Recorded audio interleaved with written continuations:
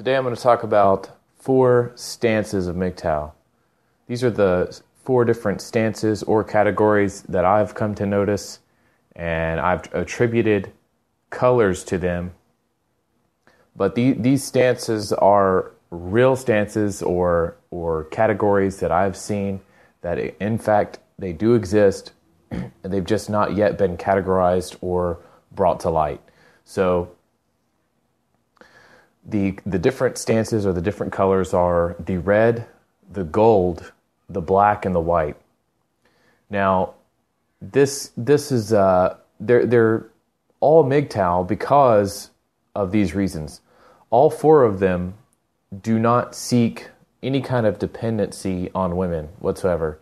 They reject all kinds of dependency, all forms of dependency on women. They invest in themselves and do not look to women for any kind of resource or guidance or emotional, good feelings or anything. They don't look to women for these things. So in this way, they are all MGTOWs because none of them are dependent on women or seek dependency on women. The other reason that they're MGTOWs is they don't pedestalize women. They don't put the pussy on a pedestal and exalt women or chase after them or pander to them. This is really what MGTOW is all about. It's about getting away from dependency on women and from pedestalizing them, okay, or looking to them as like a mother figure or something stupid like this. They do not do this. MGTOWs, they go their own way, meaning they do not go towards women looking to them for any kind of solutions to their problems. So all of these categories that I'm about to mention, they all have these in common. All right, but they all go about them. They don't go about them in the same exact ways. Okay, they do a little bit different things. All right, so let's start with the red. The MGTOW Reds are pretty much the warrior class of the MGTOWs. I guess a good example would be like Sandman. He pretty much makes YouTube videos mainly about just destroying the whole idea of pedestalizing women. I mean, he just pretty much destroys women, and it's necessary. This is a necessary tactic, and it must be done for people to really take the red pill. I mean, it's like, and the colors that being red, the reason I just said it was red is because it's like they're the more violent side of MGTOW, but in a good way. I mean, they're like the warrior class. You don't fuck with a MGTOW red. They will destroy you, and it's necessary. I mean, without MGTOW Reds, you can't really advance or make paradigm shifts in the MGTOW community. You can't see all the BS that goes on in your society, and so really, the MGTOW Reds really bring these issues to light. And most MGTOWs are MGTOW Reds, and they don't realize it. But that's not the only type of MGTOW, okay? Because the next type of MGTOW is the MGTOW Black. And the black stance or the black category is, instead of really trying to destroy women or something like that, or wage war against them, MGTOW Blacks just opt out altogether. They just leave the plantation and they ignore women. I mean, this is where pretty much, if you're not a MGTOW Red, this is the other category where most men typically identify as MGTOW, as they just ignore women altogether. I mean, they just don't even acknowledge the existence of women. So some of their content, if they're a content producer, some of their content will be stuff that has to do with male improvement or things that have to do with bettering yourself as a man, and it will have nothing to do with women. And for some MGTOWs, they will be confused, because they think that all MGTOW is like woman bashing or something. Well, that's part of MGTOW because that's what's necessary for a paradigm shift. That's what's necessary to take the red pill. So some people who are MGTOW Reds and they think that's all of MGTOW, they'll come to a MGTOW Black channel or some MGTOW Black content, and it won't have a damn thing to do with women. And they'll be like, what does this have to do with MGTOW? I thought this was supposed to be a MGTOW video. Where's the part where you're supposed to talk bad about women or destroy women? You know what I'm saying? Like that's only one part of MGTOW. And you'll notice in my videos, I have videos for all four of these categories. I have videos that expose the BS of women and really just take them down to the level that they really need to be. But then I also have videos where I don't even talk about women at all. Like it's like a male empowerment type video. It's a video to empower the male and to help him invest in himself and to go his own way and to be a more powerful and empowered male. Okay. So it further enforces his self-dependency or his independency, I should say, and that is MGTOW because MGTOW rejects all forms of dependency on women. All right. And they don't chase after women. They don't pander after women. So a MGTOW Black is still a MGTOW because he's ignoring women altogether. MGTOW Reds are still MGTOW, even though they don't ignore women, even though they address women quite often, and they, that seems to be like all they talk about. Well, that's kind of the job of a MGTOW Red. Their job is to address the enemy, to focus on threats. They're the warriors of the MGTOW community. So they're necessary, and I approve of them. And Sandman is one of the greatest ones. Turd Flinging Monkey, I know, has a lot of MGTOW Red style videos, but he also has a lot of MGTOW Black content, okay?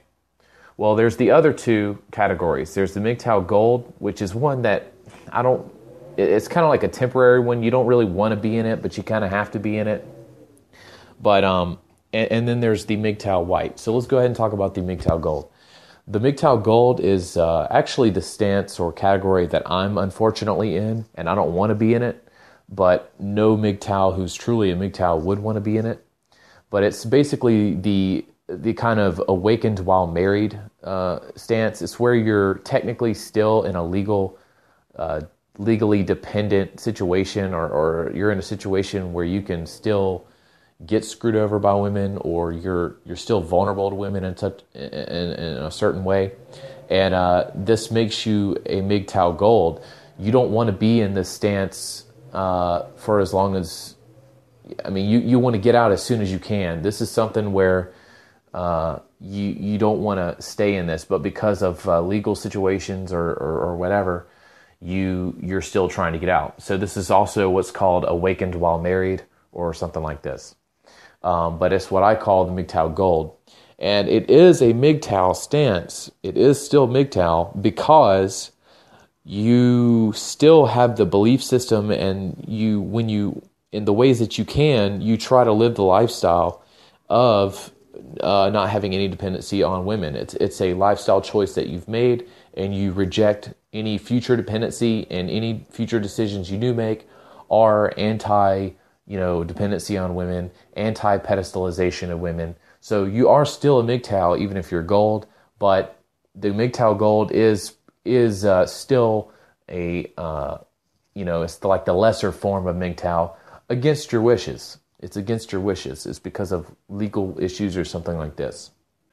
The MGTOW White is different from the other MGTOWs because he does not reject women per se altogether, but he does reject any form of dependency on women, and he doesn't allow women to be above him or to be in any kind of leadership position above him.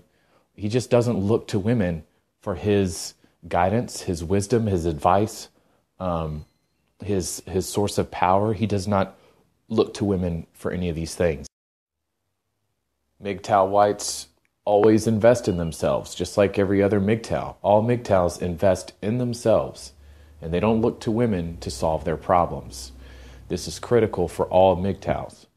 He only uses women and in a way that they're meant to be used, and he he doesn't even mind helping a woman from his own mercy and awesomeness, but it's not out of, he's not doing it to try to barter with her or to try to, he's not a subservient to her. He's more of like a god over her, and any kind of mercy that he offers her is just because he's awesome.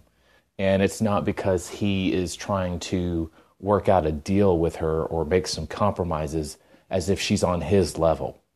Okay, a MGTOW white understands that women are not on his level. He is above them, and he will use them in the way that they're meant to be used, but he doesn't pedestalize them in any way. To do so would mean you're not a MGTOW. It's important to note that the MGTOW community as a whole cannot be in the white category or the white stance. This is because right now the current judicial system, the current stigmas or status quos of society, it's gynocentric, and men today are either in a MGTOW black stance as a whole, or they're in a gold stance. And it's because of the government or the judicial system, the way things are, it makes men in a way vulnerable to women. And so much of MGTOW is talking about this vulnerability that men have to women. Not even so much them, but the vulnerability that men have towards the government through the choices of women that the government has enabled them to do.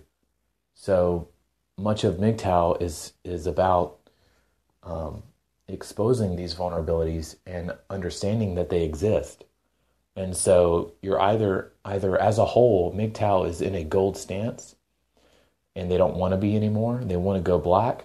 They want to retreat from all of it as a way of coping. But when society changes, when society washes away, when these paradigm shifts begin to happen, it will be possible for the MGTOW community as a whole to go into a white stance or a white category. Because you cannot be a MGTOW white if you're still in a situation where you're vulnerable to women. You might have all of MGTOW white beliefs and mindsets and goals, but you cannot actually be a MGTOW white until you are until you have all the power. And in modern society, you just don't. I mean, in some ways you do, but when you unless you're willing to go head to head against the government or whatever, then you're still in a gold stance, or at best, you're in a black stance. And that is how a lot of MGTOWs choose to go. But it's not the only form. And if you have any kind of understanding about things of the future, that where we're going to be in just the next 5-10 years, you have to understand that ultimately the MGTOW community has to go MGTOW white eventually.